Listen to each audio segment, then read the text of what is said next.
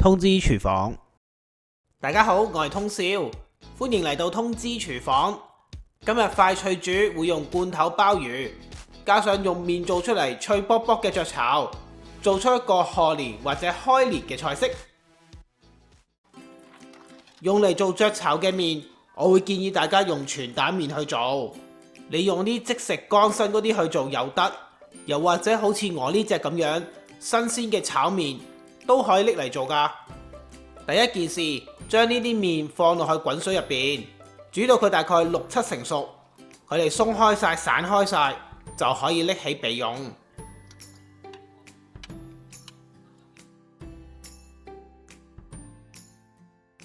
呢麵我哋要隔乾水，然後喺上面加入指定份量嘅油落去，將佢撈勻佢。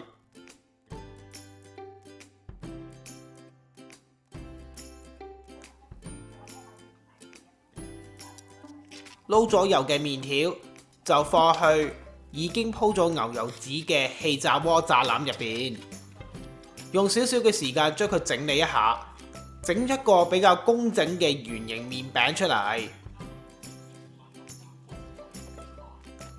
用指定嘅時間同溫度將個麵餅炸到金黃香脆。唔想用氣炸鍋嘅話，就記得睇一睇個文字食譜啦，有其他嘅做法提供俾你㗎。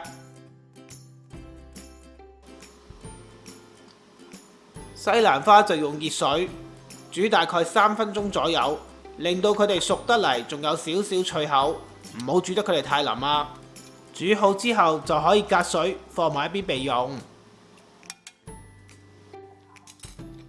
麵餅我哋炸好一面之後，就拎佢出嚟反轉，再用指定嘅時間同溫度將第二面焗好。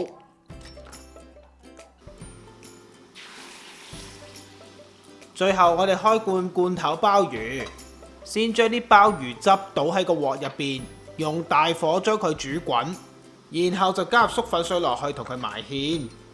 汁料結身之後，就可以加埋啲鮑魚落去，煮大概1分鐘。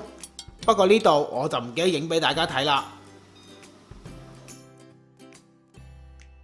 將氣炸好嘅麵鋪上碟上面，然後喺中間就加入我哋頭先焯好嘅西蘭花，最後就喺面嗰度鋪返頭先煮好嘅鮑魚，然後淋埋啲汁上去，咁就大功告成啦。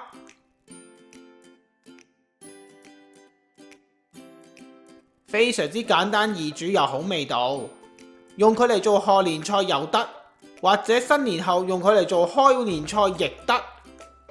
鮑魚黃金雀巢完成。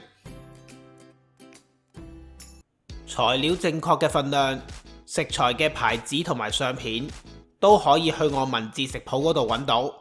喺呢條片嘅煙火就有呢個食譜嘅連結提供俾你去參考㗎啦。通知廚房仲設立咗網友交流專區，歡迎大家加入，同其他網友互相交流、互相學習。